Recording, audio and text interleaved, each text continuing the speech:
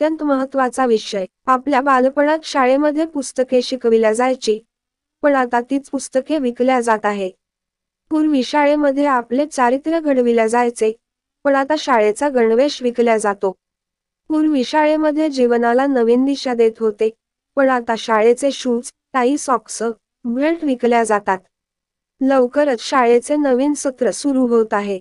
आपला पाल्य पुढील वर्गात प्रवेश करणार आहे व प्रत्येक पालक आपला पाल्य सुसंस्कृत, हुशार व स्वावलंबी होण्यासाठी पूर्ण प्रयत्न करतो. स्वतःच्या मेहनतीने कमविलेला पैसा पाल्याच्या शिक्षणासाठी खर्च करतो व आपणच प्रसिद्धी दिलेल्या नामवंत शाळेमध्ये डोनेशन देऊन आपल्या पाल्याचा प्रवेश त्या शाळेमध्ये करतो. त्यासाठी शाळेची ठरविलेली त्यांची फी तर देतोच, सोबत डोनेशन सुद्धा देतो.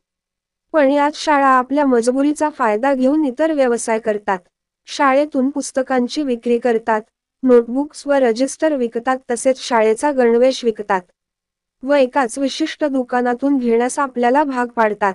शाळा त्या दुकानदाराकडून कमिशनच्या माध्यमातून भरपूर पैसे उकळतात व तो विशिष्ट दुकानदार सुद्धा शाळेला कमिशन द्यायचे असते, म्हणून तो नोटबुक किंवा रजिस्टर जास्त किमतीत विकतो.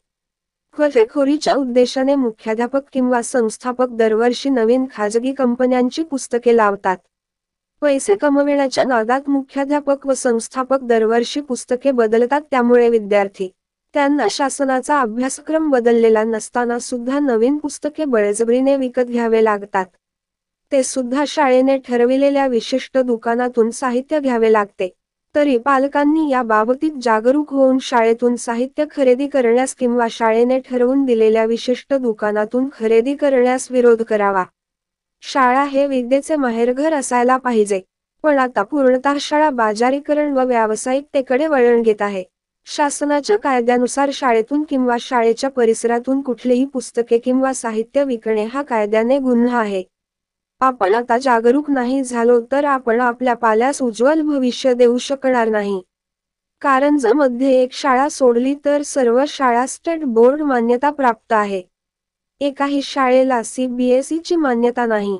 पण कारंजातील शाळा CBSEच्या नावाखाली प्रायव्हेट पब्लिकेशनची पुस्तके नफेखोरीच्या उद्देशाने वापरतात.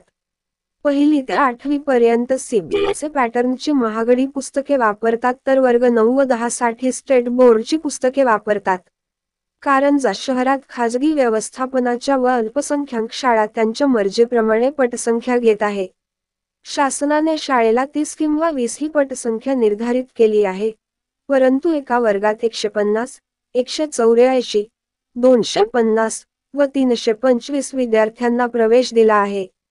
अगदी जनावराप्रमाणे एकाच वर्गात विद्यार्थ्यांना भरभरून बसविल्या जाते. शाळेचा कारभार आपल्या मर्जीप्रमाणे विद्यार्थ्यांकडून डोनेशन मिळवण्यासाठी सुरू आहे. काही शाळांनी तर अल्पसंख्याक दर्जा प्राप्त केला किंवा भाषिक अल्पसंख्याक दर्जा प्राप्त केला. त्या धर्माचे किंवा भाषेचे 51% मुले त्या शाळेत शिकतच. अल्पसंख्याक दर्जा प्राप्त शाळा धार्मिक व भाषिक शाळा अनुदानित असून गरीब विद्यार्थ्यांना RTA मार्फत 25% विद्यार्थ्यांना प्रवेश देत नाहीत. कारंजा शहरात बऱ्याच शाळेकडे पायाभूत सुविधा, आरो प्लांट, संडास, बाथरूम, शाळेचे खडक व अपंग मुलांसाठी रॅम्प, नगर परिषद फायर ऑडिट नाही, तसेच वाहनस्थळ व कुठल्याही शाळेला स्कूल बस नाही व त्यामुळे अवैध वाहतूक सुरू आहे व यामुळे मुलांच्या जीवाला धोका आहे. यासंबंधी या अगोदर गट शिक्षण अधिकारी कारंजा लाड व शिक्षण अधिकारी जिल्हा परिषद वाशिम तक्रार केली असता कुठलीही कार्यवाही झाली नाही व शाळेत विचारणा झाली असता त्यांनी न्यायालयात जाण्याचा सल्ला दिला.